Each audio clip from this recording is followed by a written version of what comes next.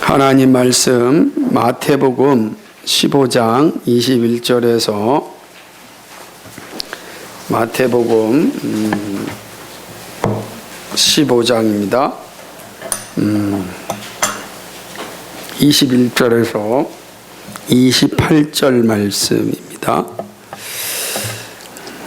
제가 봉독해 드립니다. 예수께서 거기서 나가사 두로와 시돈 지방으로 들어가시니 가나안 여자 하나가 그 지경에서 나와서 소리질러 가로되 주 다윗의 자손이요 나를 불쌍히 여기소서 내 딸이 흉악히 귀신 들렸나이다 하되 예수는 한 말씀도 대답지 아니하시니 제자들이 와서 청하여 말하되 그 여자가 우리 뒤에서 소리를 지르오니 보내소서. 예수께서 대답하여 가라사대 나는 이스라엘 집에 잃어버린 양 외에는 다른 데로 보내심을 받지 아니하였노라 하신대 여자가 와서 예수께 절하며 가로되 주여 저를 도우소서. 대답하여 가라사대 자녀의 떡을 취하여 개들에게 던짐이 마땅치 아니하리라. 여자가 가로되 주여 올소이다마는 개들도 제 주인의 상에서 떨어지는 부스러기를 먹나이다 하니 이에 예수께서 대답하여 가라사대 여자야 내 믿음이 크도다 내 소원대로 되리라 하시니 그 시로부터 그의 딸이 나으니라. 아멘.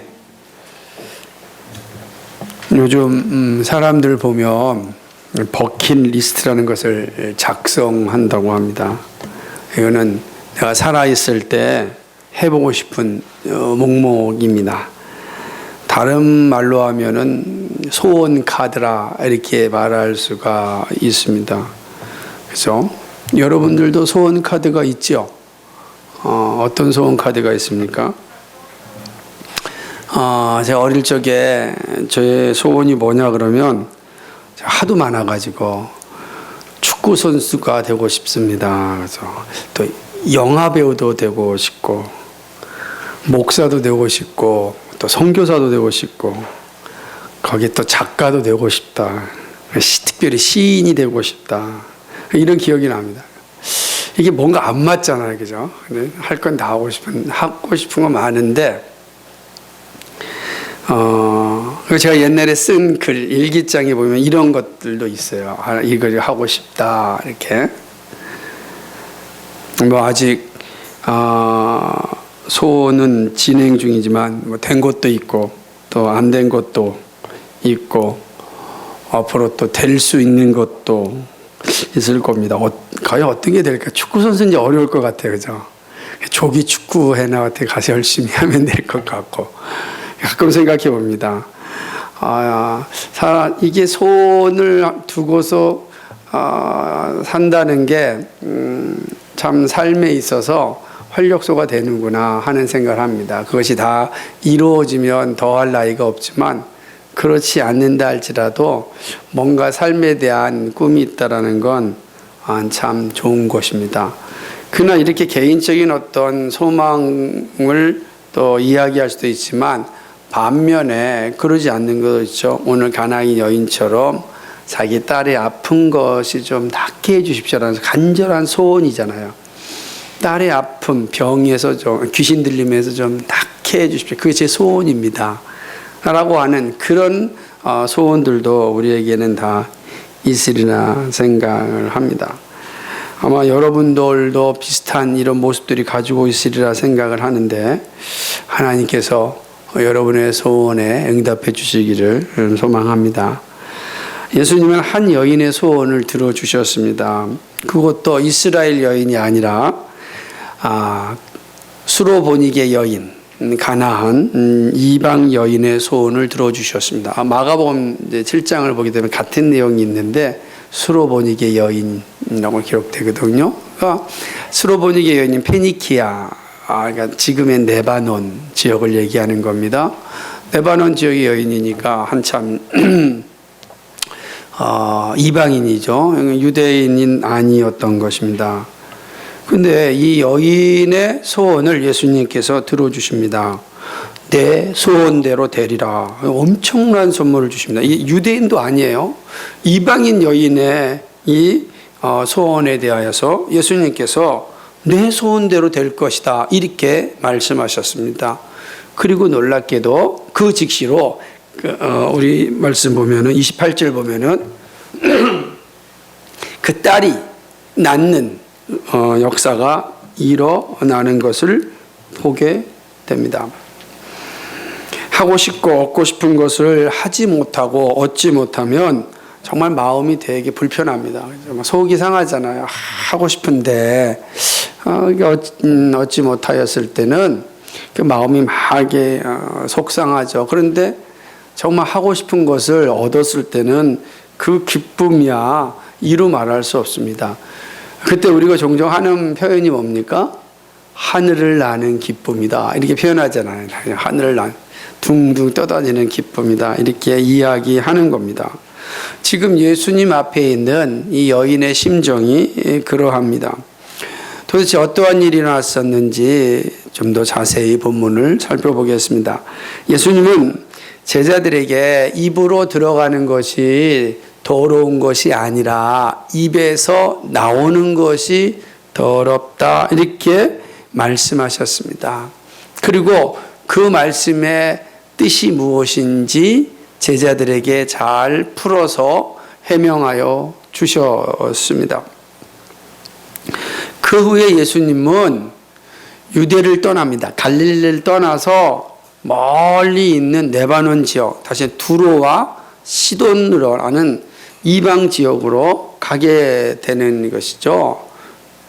두로와 시돈은 지금의 레바논이니까요. 저 지중해에 있는 도시인데 작은 도시이기도 합니다. 그쪽으로 갑니다. 왜 예수님께서 갑자기 글로 가셨을까? 우리가 마가복음이나 마태복음을 잘 보면은 예수님께서 지금 유대인들이 끊임없는 괴롭힘을 해서 잠시 피하기 위함이었습니다. 잠시 피하기 위함이었습니다. 그러나 잠시 피하기 위하면은 또 다른 중요한 목적이 있었는데 그것은 장차 있을 이방인 선교의 이 기초를 닦는 그런 일이기도 하는 겁니다. 유대인들이 하도 예수님 괴롭히니까 예수님께서 제자들과 함께 잠시 쉼을 얻기 위하여 두로와 시돈으로 가게 되는 것입니다. 두로와 시돈이라는 도시는 독특한 도시인데 우리가 잘 알고 있다시피 솔로몬이 그 솔로몬 성전을 지을 때에 백향목을 가져오잖아요. 이 백향목이 어디서 오냐면 두로와 시돈에서 오는 거거든요. 그러니까 백향목이 나는 아주 좋은 도시가 바로 이 두로와 시돈입니다. 또 우리가 두로와 시돈을 어떻게 알고 있냐면은 구약 성경에서 가장 악한 여인 누구죠? 이세벨이라고 하는 여인이죠. 시돈 사람 이세벨이란 말이에요. 그러니까 시돈 사람 이세벨이 그러니까 우리가 시돈을 아주 우리한테 관련이 있어요.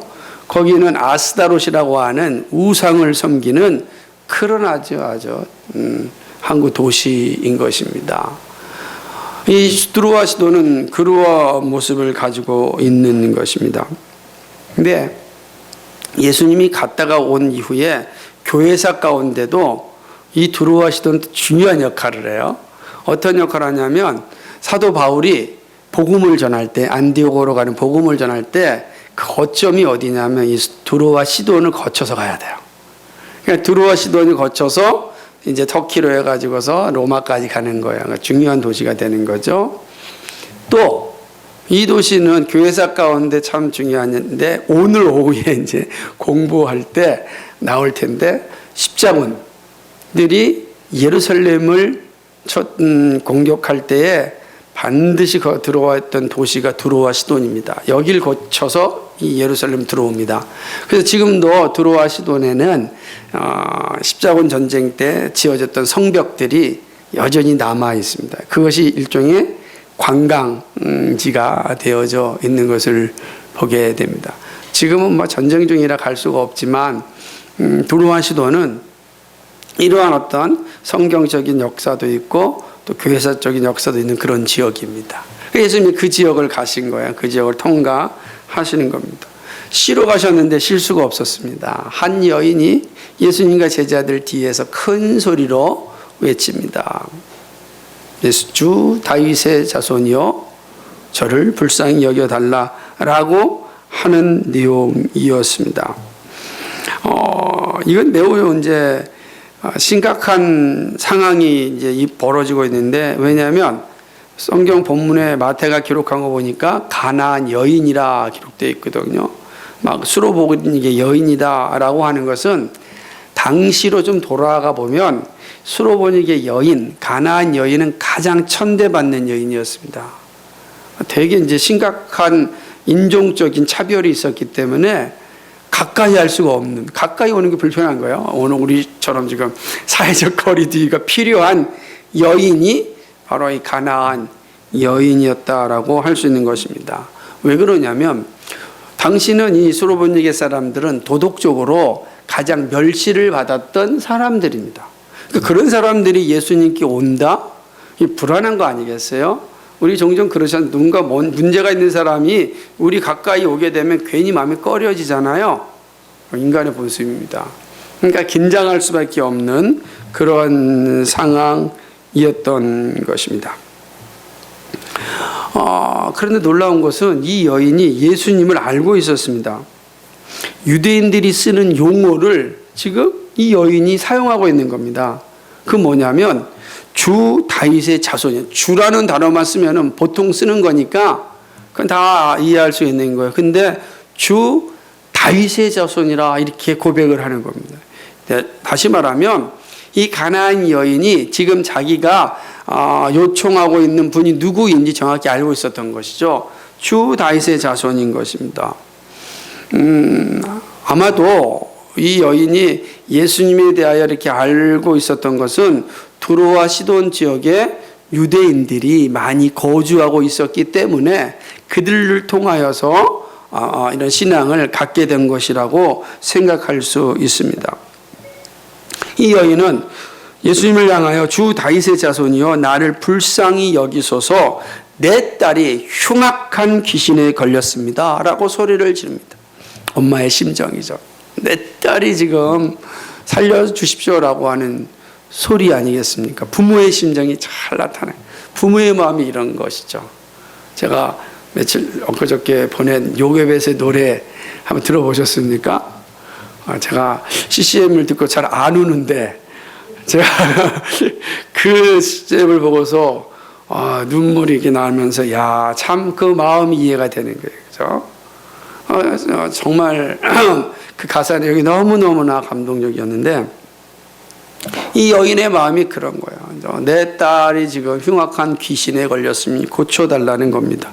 그런데 놀라운 사실은 예수님께서 이 여인의 외침에 대하여 침묵하셨습니다. 첫 번째 나타난 반응은 침묵이었습니다. 아무 말씀도 하지 않은 겁니다. 그 이유는 예수님의 사역은 이방인들에게 복음을 전하는 일이 아니기 때문입니다. 그러자 제자들이 예수님께 이야기합니다. 저희 보냅시다 라고 이야기하는 것이죠. 그 말은 빨리 예수님 말씀하셔서 저희 여인이 시끄럽게 하지 않도록, 귀찮게 하지 않도록 보내시죠. 이렇게 요청한 거예요. 예수님 이제 그때서야 여인에게 이야기합니다. 그 내용이 바로 24절 말씀입니다. 같이 읽어볼까요? 시작. 예수께서 대답하여 가라사대 나는 이스라엘 집에 잃어버린 양 외에는 다른 데로 보내심을 받지 아니하였노라 하시는데 이렇게 말씀하는 거예요. 나는 이스라엘 집에 잃어버린 양 외에는 다른 데로 보냄을 받지 않았다. 이건 틀린 말씀이 아닙니다. 예수님이 오신 이유가 무엇입니까? 선택된 백성을 구원하시기 위함이었습니다. 그러니까 선택된 백성, 바로 유대인들 가운데 하나님 그들을 다시금 회개하여서 하나님의 품으로 돌아오게 하는 것이 예수님께서 이 땅에 오신 이유였습니다. 하지만 듣는 여인의 입장에서는 매우 기분 나쁜 이야기 아닙니까? 천대받는 거잖아요. 너는 너랑 나는 관계가 없어. 라고 하는 거예요. 여인의 입장에서는 이게 되게 천대받는 소리로 들리는 것입니다. 마치 인종주의적인 그런 말로 들려지기 때문에 그런 것입니다. 이 정도 되면 열받지 않겠습니까? 아니, 아무리 그래도 그렇지, 이렇게 말할 수 있냐. 사람이 예의가 있지. 이렇게 충분히 생각할 수 있는 것 아니겠습니까? 그런데 여인의 태도는 우리가 생각하는 것과 다릅니다.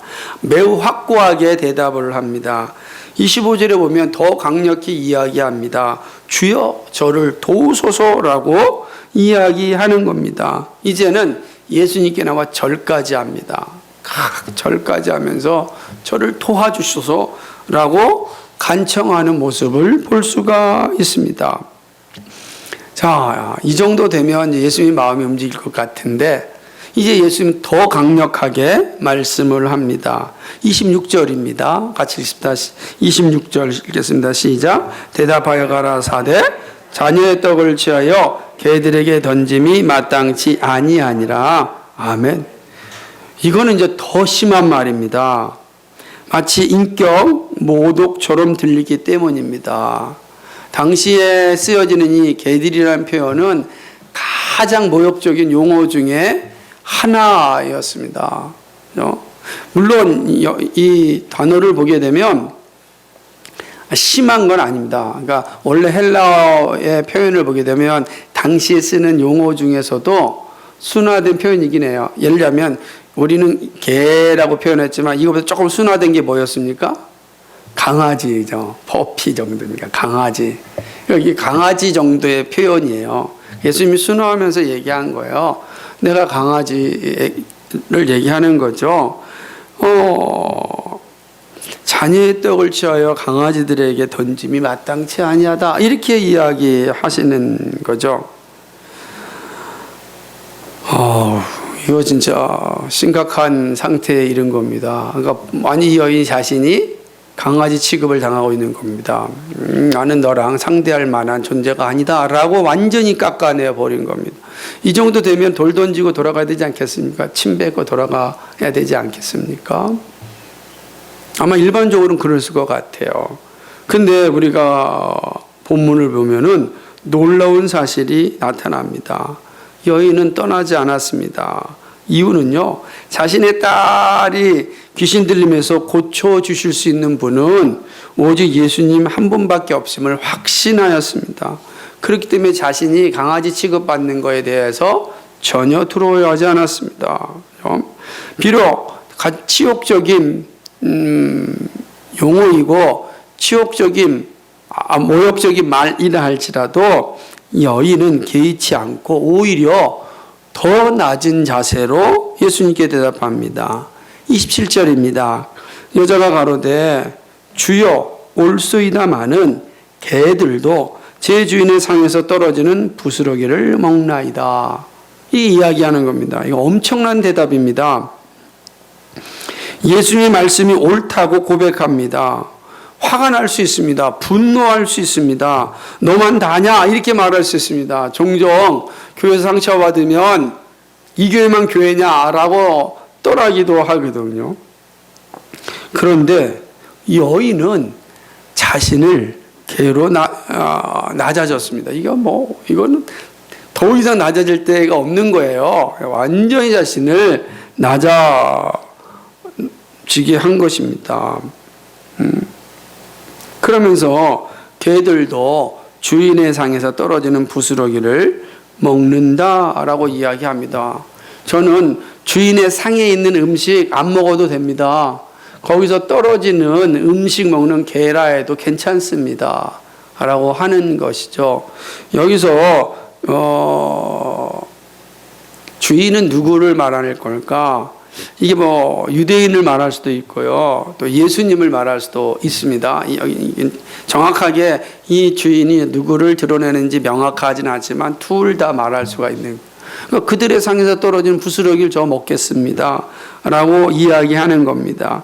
자신이 개가 된다 해도 상관이 없습니다. 이렇게 대답을 하는 거예요. 야, 그러자 예수님께서는 참으로 놀라하십니다. 놀랄 수밖에 없는 상황에 이르게 된 거죠. 예수님께 뭐라고 말씀합니까? 이에 예수께 대답하여 가라사대 여자야 내 믿음이 크도다 내 소원대로 되리라 이렇게 말씀합니다. 내 믿음이 크다라고 하는 말씀을 하는 겁니다. 그리고 여인은 그 소원을 이루게 되는 것이죠. 딸이 치유를 받게 됩니다. 흉악한 귀신으로부터 자유하게 되는 것을 볼 수가 있는 것이죠. 이것은요, 이 내용을 보게 되면 단지 딸이 귀신 들림에서 치유받는 거로 끝난 게 아니었습니다. 예수님께서 먼저 말씀하시기를 내 믿음이 크도다 그랬습니다. 이것은 그 여인이 구원받음을 확증하여 주신 것이고 내 소원대로 되리라 한 것은 그 여인의 딸이 귀신 들림에서 치유하게 되었다라는 사실을 보여주는 겁니다. 그러니까 두 가지 다 놀라운 은혜를 누리게 되는 것이죠. 이 여인의 구원받음과 그 다음에 딸의 치유받음이 동시적으로 일어난 것입니다. 예수님께서 이러한 놀라운 선물을 주셨습니다. 참으로 아름다운 이야기입니다. 그리고 이것은 이방의 복음이 증거되는 기초를 보여주는 말씀입니다. 이 말씀 드렸듯이 이후에 사도 바울이 복음을 전하러 이제 떠날 때 이 드로아 시돈 지역을 거점으로 해서 가는 것을 보게 됩니다. 이미 예수님께서 복음을 전하였던 그 드로아 시돈이 바울이 이어서 복음을 전하는 통로가 되는 것을 볼 수 있습니다. 우리는 예수님과 이 수로보니게 여인과의 이야기를 통하여 오늘 우리는 신앙의 중요한 원리를 배울 수 있습니다.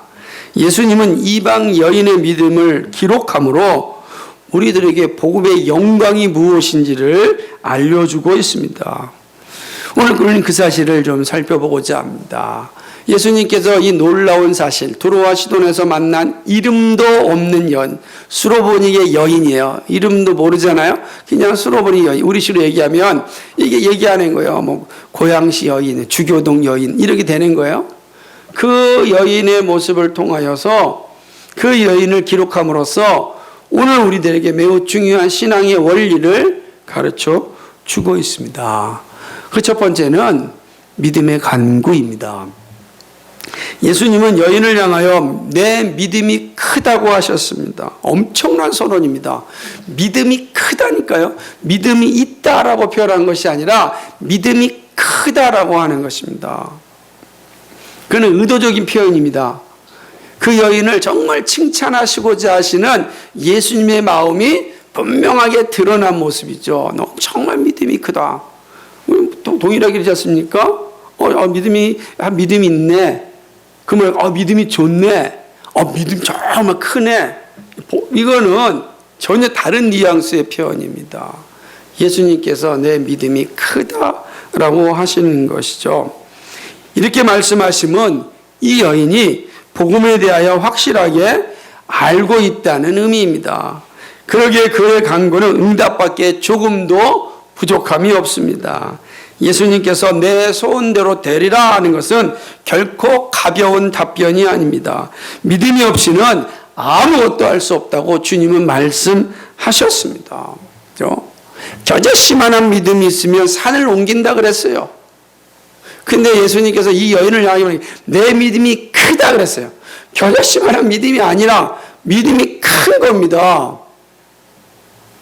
산을 옮길 만한 믿음, 확실하다라고 말씀하는 것입니다. 여인은 예수님을 향해 정확하게 고백하였습니다. 주 다윗의 자손입니다. 이 말은 이 여인이 지금 자신이 고백하고 있는 대상이 누구인지, 자신이 간구하고 있는 대상이 누구인지 정확히 알고 있음을 보여줍니다. 어떤 이들은 간구하는데 기도를 받으시는 분이 어떤 분인지 알지 못하고 기도하고 있는 것을 보게 됩니다. 이러한 간구는 헛될 뿐입니다. 우리가 중언부언하지 말라라는 예수님의 말씀을 듣습니다. 너희는 기도할 때에 중언부언하지 말라라고 할 때 거기에는 어떤 의미가 또 함의되어져 있냐면 네가 지금 그렇게 기도하는 것은 기도를 받는 분이 누구인지 알지 못하기 때문에 이런들 어떠하리 저런들 어떠하리 하는 심정으로 기도하는 것이다 라는 것입니다. 여러분, 기도는 정확한 목적입니다. 표적을 정확히 하고 하는 겁니다. 그래야 기도가 되는 거죠. 사방에 막 던지는 게 기도가 아니라 내 기도를 누구한테 하고 있느냐, 그게 중요한 겁니다. 그래서 많이 기도하는 게 중요한 것이 아니라 어떻게 기도하는데 누구한테 기도하냐가 중요한 것입니다. 근데 여인은 지금 어떻게 기도합니까? 주 다윗의 자손이요. 자신이 기도하고 있는 대상이 누구인지를 명확하게 지금 알고 있었던 것입니다. 그렇기 때문에 예수님만이 귀신을 쫓아내실 수 있음을 확신하였습니다. 이 수로보니게 여인이 흉악한 귀신에 들렸다라는 뉘앙스에서 뭘 느끼고 있습니까? 지금 엄청난 고생을 하고 있다는 것 아니겠습니까? 그리고 많은 사람에게 이 귀신 낫기를 위해서 애를 썼다는 것을 지금 함의하고 있는 단어입니다. 그런데 아무도 이 여인을 뭐예요? 딸을 치유하지 못하는 거예요. 그러니까 이 엄마 입장에서 뭐라고 표현하는 겁니까? 흉악한 귀신에 들렸다는 거예요. 정말 흉악한 귀신에 아무도 이 여인을 이 딸을 고치지 못하는 겁니다. 예수님께서 만약 이 여인을 고칠 수 있다. 이게 이 수로보니게 여인이 가지고 있는 분명한 신앙이었습니다. 그러므로 모욕적인 말을 들었음에도 흔들리지 않았습니다. 결코 흔들릴 이유가 없는 겁니다. 왜냐하면 예수님이 치유의 유일한 분이기 때문에 그 영광을 누리기 위해서 내가 지금 당하는 모욕은 그렇게 중요하지 않았기 때문에 그렇습니다. 믿음은 지식과 신뢰와 의지, 그죠? 이것이 우리의 믿음의 요소를 형성하고 있지 않습니까? 물론 이 모든 것은 다 어디서 작동합니까? 마음에서 작동을 합니다. 우리 마음에서 이 믿음이 작동이 되는 거예요. 여인의 마음에 예수님을 향한 사랑과 욕망이 충만하였던 것입니다. 그 마음은 지식과 신뢰와 의지로 나타났습니다. 그러기에 자신이 어떠한 모욕을 당하여도 결코 흔들리지 아니한 겁니다. 제가 가끔 종종 무슨 문제를 풀다가 질문을 합니다. 그러면 확신 있는 친구는 A입니다 라고 딱 1입니다 뭐 답을 합니다. 그러면 정말 1이냐 그러면 정말 아는 친구는 1이에요 이렇게 얘기합니다. 그런데 정확히 알지 못하면 그 순간 흔들립니다. 1 맞는 것 같은데 이렇게 되는 거죠. 시험 볼 때 여러분 그런 경험 잘 하지 않았습니까? 정확하면 딱 찍잖아요. 누가 뭐라 그래도. 그러나 정확하지 못하면 뒤에 문제 풀고 다시 앞으로 다시 돌아와서 또 답을 바꾸다가 틀린 경우 너무 많잖아요. 이 여인의 입장에서는 예수님이 정확하였습니다. 그러므로 흔들리지 않았습니다. 정말이냐 정말이냐 정말이냐 라고 이야기할 때도 맞아요 맞아요 맞아요 라는 답을 한 겁니다. 그러므로 끝까지 예수님을 떠나지 않고 기도하였습니다. 예수님은 이러한 중심을 아셨습니다. 그리고 모든 제자들 앞에서 그리고 이방의 땅에서 내 믿음이 크다고 말씀하셨습니다. 예수님께 인정받는 믿음이 되었습니다. 그리고 이 믿음의 열매가 내 소원대로 되는 축복입니다. 예수님은 우리의 간구는 중언부언이 아니라고 하였습니다. 믿음의 기도가 되어야 합니다. 성경은 이렇게 얘기합니다. 의인의 간구는 역사하는 힘이 크다라고 이야기하였습니다. 이것은 믿음의 기도가 어떠한지를 정확하게 묘사하는 말씀입니다. 의인의 간구, 믿음의 간구는 역사하는 힘이 큽니다. 야고보서 5장 16절의 말씀 아닙니까? 믿음의 간구가 있어야 합니다. 이것이 역사하는 힘, 소원을 이루는 능력이 되기 때문에 그렇습니다. 저는 우리 시대는 더욱더 이 믿음의 기도가 필요하다고 생각합니다. 앞으로 이 믿음의 기도가 더더욱 필요한 시대가 될 겁니다. 여러분 앞으로 수없이 많은 이야기들이 가문이설 온갖 유혹을 통하여서 혹은 협박을 통하여서 우리에게 끊임없이 들려올 때에 우리가 흔들리지 않는 길은 믿음의 강구가 있어야 되는 겁니다. 그때 우리는 바로 하는 주님께서 내 소원대로 되라라고 하는 놀라운 은혜를 누리게 될 것입니다. 두 번째는 겸손한 간구입니다. 예수님은요, 여인의 겸손을 크게 칭찬하셨습니다. 여인의 겸손한 모습에 예수님은 내 믿음이 크다고 하셨습니다. 큰 믿음은 반드시 겸손합니다. 한번 따라합시다. 큰 믿음은 겸손하다. 이게 핵심이에요, 여러분. 그 사람이 믿음이 정말 있다라고 할 때는 겸손한 사람입니다. 겸손하지 않는데 믿음을 가질 수가 없어요. 큰 믿음은 결코 주어지지 않습니다. 이것은 하나님 앞에서 자신의 존재를 인정하기 때문입니다. 여인은 자신이 천대받는 것을 두려워하지 않았습니다. 중요한 것은 예수님의 사랑을 받는 일입니다. 그리고 자신의 딸이 함께 사는 길입니다. 그렇기 때문에 여인은 자신을 그대로 받아들였습니다. 철저하게 낮아졌습니다. 예수님이 말씀하실 때 그는 틀리지 않다고 생각했습니다. 맞습니다. 저는 별 일 없는 존재입니다. 맞습니다. 저는 수호부니게 사람 맞습니다. 저는 개와 같습니다. 맞습니다. 흔들리지 않았습니다.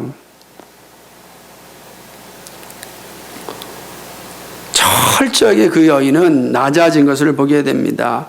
예수님께서 침묵하셨을 때도, 예수님께서 자신은 이스라엘 사람들을 향하여 왔다고 했을 때도, 예수님께서 떡을 자녀의 것을 이방에 주지 않는다고 할 때에도 인내하였습니다. 그리고 겸손한 자세로 끝까지 간청하였습니다. 여러분 오늘 본문을 보면 여인이 화를 내지 않아요. 분노하지 않아요. 짜증내지 않아요. 오히려 점점 낮아집니다. 처음에는 외쳤습니다. 그때 무릎을 꿇습니다. 그때는 완전히 자신을 다 땅 바닥까지 내려놓습니다. 그리고 누굴 바라봅니까? 예수님을 바라봅니다. 다 내려놓고 예수님을 바라보는 것입니다. 우리는 종종 기도하다가 응답이 없으면 화를 내기도 하고 짜증을 내기도 합니다. 그죠? 때로 원망하기도 하고 어떤 이들은요 배교하기도 합니다. 제 군대 생활할 때 제가 일병일 때 제 선임이 상병이었는데 이 선임의 딸의 동생이 큰 병이 걸렸는데 병이 낫지 않았습니다. 저한테 이렇게 얘기하더라고요. 자기가 늘 이게 기도하였는데 하나님 제 동생의 병을 낫게 해준다면 제가 목회의 길로 가겠습니다. 그랬다는 거예요. 근데 하나님이 그 동생의 병을 낫지 않게 하였습니다. 그래서 자기는 그때부터 하나님이 없다 선언하고 목회의 길은 두 번째고 아예 예수를 버렸다. 저한테 얘기하는 거예요. 저 마음이 너무 아팠습니다. 정말 아팠습니다. 목사의 길은 그렇게 가는 게 아니기 때문에 더더욱더 마음이 아팠습니다. 그분이 지금 어떻게 살고 있는지 모르겠지만 참 아픈 겁니다. 근데 이 여인은 그러지 않았습니다. 그 중요한 게 아니었습니다. 자기를 다 내려놨습니다. 다 철저히 내려놨습니다. 주님께서 응답하실 때까지, 주님의 뜻이 이루어질 때까지 겸손하게 기다렸습니다. 잠언 22장 4절에 보면 겸손과 여호와를 경외함의 보상은 재물과 영광과 생명이니라 그랬어요. 시편 기자는 여호와여 주는 겸손한 자의 소원을 들으셨사오니 그들의 마음을 준비하시며 귀를 기울여 들으시고 시편 17절 말씀입니다. 겸손한 자의 소리를 들으시는 것입니다. 그러나 교만은요 벌을 받습니다. 잠언 16장 5절을 보게 되면 무릇 마음이 교만한 자를 여호와께서 미워하시나니 피차 손을 잡을지라도 벌을 면치 못하리라 그랬습니다. 겸손하지 아니하면 하나님의 손이 함께하지 않습니다. 그러기 겸손한 기도가 얼마나 중요한지 모릅니다. 당장 내가 원하는 대로 응답이 없다고 해서 교만의 자리로 떠나면 안 되는 것입니다. 겸손하게 끝까지 인내하면서 기도해야 됩니다. 하나님의 뜻이 합력하여 선을 이룰 때까지 기다려야 되는 것입니다. 응답이 있을 때까지 기도하는 겁니다. 하나님께서는 우리에게 가장 좋은 것을 주시는 분입니다. 이것을 잊어버리면 안 됩니다. 내가 원하는 대로 주시는 것이 아니라 하나님이 가장 원하시는 것, 그것이 나에게 가장 좋은 것임을 아시기 때문에 하나님이 가장 좋은 걸 주십니다.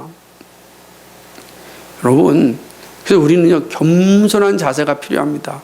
하나님 앞에 겸손한 자세로 인내하면서 끝까지 기도하여야 합니다.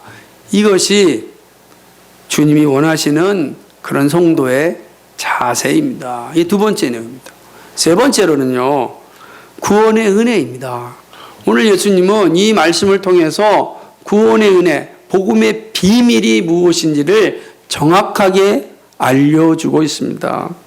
가나안 여인을 보면서 느끼는 것은 여인의 믿음이 참으로 아름답다는 사실입니다.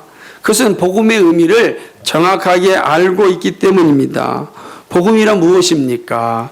구원받을 수 없는 존재인 우리가 구원을 받은 것 아닙니까? 그리스도께서 우리를 위해 십자가에 죽으셨고 3일 만에 부활하셨습니다. 이 사건이 우리에게 어떤 의미입니까? 우리의 구원이라는 거예요. 우리는 구원받을 수 있는 존재가 아닙니다. 근데 그리스도께서 나를 위하여 십자가에 죽으셨습니다. 죽음에 다시 살아나셨습니다. 복음이죠. 우리를 위한 겁니다. 여러분, 우리가 그럴 만한 존재입니까? 로마서 4장 5절에서 경건치 아니한 자를 의롭다고 여겨주신 것, 그것이 바로 복음입니다. 우린 경건치 아니한 자입니다. 여러분이 앞으로 공부할 그 구원 길을 찾다는 로마서 4장 5절의 전체 해석이라고 보면 됩니다. 4장 5절 한 절이 그 한 권의 책입니다. 경건치 아니한 자를 의롭다고 여겨주시는 겁니다. 자신이 별 볼 일 없다고 고백하는 것, 그것이 바로 참된 믿음이요 복음의 비밀을 아는 것입니다. 다윗은요, 자신을 향하여서 시편 51편 5절에서 나는 모태로부터 죄악 중에 출생하였다라고 자신을 낮췄습니다. 자기 죄인 가운데 태어났다는 겁니다. 전 태어날 때부터 죄인이었습니다. 여러분 그런 생각하세요? 태어날 때부터 죄인이었습니다. 이게 다윗입니다.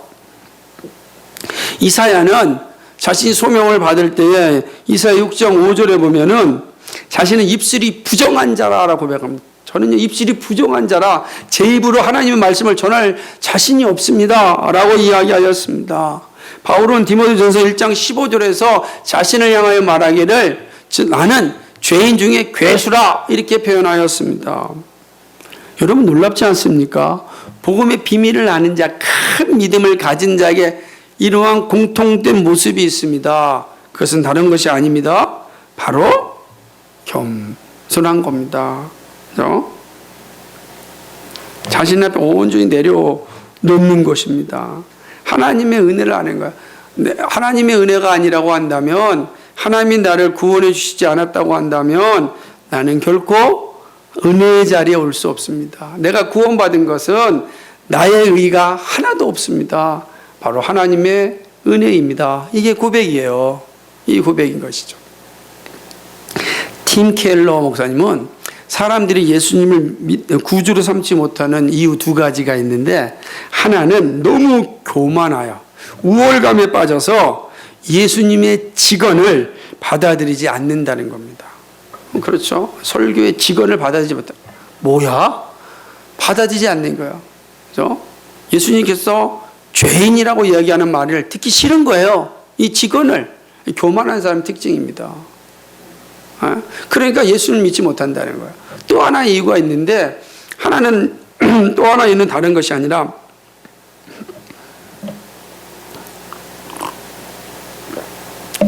교만과 또 상반되는 내용을 가지고 있습니다. 그건 열등감이라는 겁니다. 나 같은 것이 무슨 구원받을 수 있어? 라고 하는 열등감입니다. 그 열등감 때문에 예수님께 나오지 못한다는 거예요. 그러니까 열등감, 나 같은 게 정말 용서받을 수 있을까? 뭐 이런 생각을 한다는 것이죠. 하나님이 나를 사랑하실 리는 없을 거야. 이래서 예수를 믿지 못한다라고 이야기하는 겁니다. 근데 사랑하는 여러분, 교만과 열등감은요, 우리의 구원에 있어서 어떤 뭐든가 도움이 되지 않습니다. 그렇죠? 우리는 나의 모습 그대로 주님께 나오면 됩니다. 겸손히 하나님 앞에 있는 모습 그대로 나와서 자비하심을 구하면 되는 것입니다. 우리가 주님 앞에 나와 예배할 수 있는 것은 우리의 의 때문이 아니거든요. 하나님의 사랑 때문이에요. 하나님의 자비하심 때문인 것입니다. 주님이 우리를 사랑하시기 때문에 우리가 나와서 이렇게 예배할 수가 있는 것입니다. 우리 역시 주인의 상에서 떨어지는 떡조차 먹을 수 없는 그런 존재들입니다. 우리는요, 저는 그러면 이 여인은 주인의 상에서 떨어지는 부스러기도 먹습니다 라고 표현하지만 실제 우리는 부스러기도 먹을 수 없는 존재 아닙니까? 주인의 땅에서는 부스러기도 먹을 수 없는 존재예요, 우리는. 그런 우리가 주님의 사랑으로 말미암아 주님 앞에 나와서 우리가 은혜를 누리고 있는 것입니다. 우리 마음을 볼 때 우리는 참으로 추하고 더럽습니다. 그런데 주님께서 우리를 사랑하여 주셨습니다. 우리 가운데 누가 예수님께 나갈 수 있겠습니까? 여러분, 그런 자격을 갖추셨습니까? 우리는 자격을 본다면 결코 우리는 구원의 은혜를 누릴 수가 없습니다. 그러나 우리는 가나안 여인처럼 주님께 가까이 가야 합니다. 주님이 우리에게 오라고 말씀하시기 때문에 그렇습니다. 우리는 꾸역꾸역 가야 돼. 나 같은 걸 사랑하실 리가 없어라. 열등감에 빠지면 안 됩니다. 교만에 떨어져서 안 됩니다. 우리는 온전히 겸손한 마음으로 주님 앞에 나가면 되는 겁니다. 그러면 사랑이 많으신 주님께서 우리를 구원하여 주십니다. 이것이 복음인 것입니다. 그러므로 언제든지 주님께 나가야 됩니다. 이런 날을 주님이 기뻐하실까? 아니에요. 그건 우리 생각이라고. 우리는 언제든지 주님께 나가야 되는 겁니다. 우월감에 빠지는 어리석음에 빠지지 마시고 열등감에 빠지는 자리에 있지 마시고 주님 앞에 나가셔야 되는 겁니다. 늘 주님 앞에 나가야 되는 것이다. 그러면 주님은 우리를 자녀로 삼아주십니다. 왜냐하면 그 일 때문에 우리 주님께서 십자가에서 죽으셨기 때문에 그렇습니다. 우리 주님 십자가에 죽으신 이유가 바로 그 이유인데 우리가 가까이 가지 않는다면 어떻게 되겠습니까? 사랑하는 여러분, 주님께 언제든지 나가시기 바랍니다. 그러면 주님의 사랑을 맛볼 것입니다. 말씀을 했습니다. 가나안 여인의 모습과 예수님의 말씀을 통하여 우리는 중요한 가르침을 보았습니다. 믿음의 간구, 겸손한 간구, 그리고 구원의 은혜를 보았습니다. 한 여인의 아름다운 믿음을 통하여 주님은 우리들에게 이 믿음을 소유할 것을 말씀하십니다. 정말 우리 간절히 소망하여야 할 믿음의 모습입니다. 여러분은 가나안 여인을 칭찬하시는 주님의 말씀을 통하여서 무엇을 여러분 보셨습니까? 그리고 여러분 자신을 어떻게 진단하셨습니까?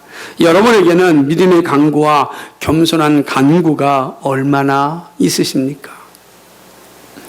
구원의 은혜를 잊지 않고 있습니까? 별 볼일 없는 존재인데 주님의 사랑으로 이렇게 예배할 수 있음에 늘 감사하고 있습니까? 우리 안에 자랑할 것이 무엇이 있겠습니까? 오직 주님의 사랑 외에는 아무것도 없습니다. 그래서 우리의 자랑은 뭐예요? 예수님의 사랑입니다. 그래서 원색적인 표현이라고 한다면 십자가라는 거죠. 예수님이 십자가입니다. 예수님의 십자가 외에는 자랑할 것이 없습니다. 그럴 때 주님께서 우리가 믿음으로 겸손함으로 구하고 있을 때 우리의 소원을 들어주신다고 약속하십니다. 여러분의 소원은 무엇입니까? 그 소원을 통하여 무엇을 하고 싶으십니까? 믿음으로 겸손한 마음으로 여러분 간구하십시오. 주님 말씀하셨던 것처럼 믿음의 역사는 큽니다. 큽니다. 믿음의 간구와 겸손의 간구는요, 하나님을 아는 일에서 시작합니다. 이 땅에 그 무엇보다도 이 일이 우선되기를 소망합니다. 여러분이 행하는 모든 일의 시작이 하나님을 아는 일이 되어야 합니다. 여러분의 삶의 모든 시작이 하나님을 아는 일에서 시작되어야 합니다. 그리고 그 하나님과 함께 동행하는 일에서 시작되어야 합니다. 그것이 중요합니다. 항상 나의 시작은 하나님을 아는 일이요, 나의 시작은 하나님과 동행하는 일이요, 나의 시작은 하나님과 함께하는 일이다. 그것이 나의 삶에 늘 있어야 되는 겁니다. 내 생각에서, 내 삶에서 늘 우선순위는 하나님을 아는 것이고 하나님과 동행하는 것입니다. 그것이 사는 것입니다. 그렇지 않다면 그 어떠한 소원도 하나님이 주시는 선물이 아닙니다. 혹 그것을 받았다 할지라도 마침내 다 배설물처럼 사라지고 말 것입니다. 주님과 기도로 시작하고 그의 말씀을 듣고 선진들의 신앙을 책으로 배우고 공동체 안에서 서로 교제하여야 합니다. 정말 중요한 것입니다. 여기서 소원을 들어주시는 은혜를 누릴 것입니다. 그리고 그러한 소원을 받은 사람들은 그 은혜를 나누는 삶을 살 것입니다. 사랑하는 여러분, 믿음을 소유만 하는 자들이 아니라 그 믿음과 은혜를 중개하는 믿음의 중개인들이 되기를 주님의 이름으로 간절히 축복합니다. 그래서 주님이 오늘 이 자리를 모이게 한 겁니다. 우리를 믿음의 중개인으로 이 땅 가운데 살아가도록 하시기 위해서 우리를 부르셨습니다. 그런 은혜를 여러분의 남은 생애 가운데 풍성하게 누릴 수 있기를 주님의 이름으로 축복합니다. 아멘. 기도하겠습니다. 거룩하시고 자비하신 아버지 하나님, 감사합니다. 수로보니게 여인을 통하여 우리 주님은 우리에게 믿음의 강구와 겸손한 강구와 구원의 은혜를 기억하라고 말씀합니다. 하나님 아버지, 이 진리 앞에 우리 자신을 잘 메어놓게 하여 주옵소서. 이 말씀과 함께 살게 하여 주시옵시고 우리의 남은 생애 동안 이 말씀으로 하나님께 칭찬받는 인생 되게 하여 주옵소서. 내 믿음이 크도다, 내 소원대로 되리라. 하나님, 수로보니게 여인이 받은 선물이 아니라 오늘 우리들이 받는 선물 되게 하여 주시옵소서. 내 소원대로 되리라. 이 놀라운 복을 온 성도들이 함께 누리게 하여 주시옵소서. 그리하여 우리의 남은 생애가 믿음의 중개인으로서 주께 영광 돌리며 살아갈 수 있도록 도와주옵소서. 감사합니다. 예수 그리스도의 받들어 기도하옵나이다. 아멘.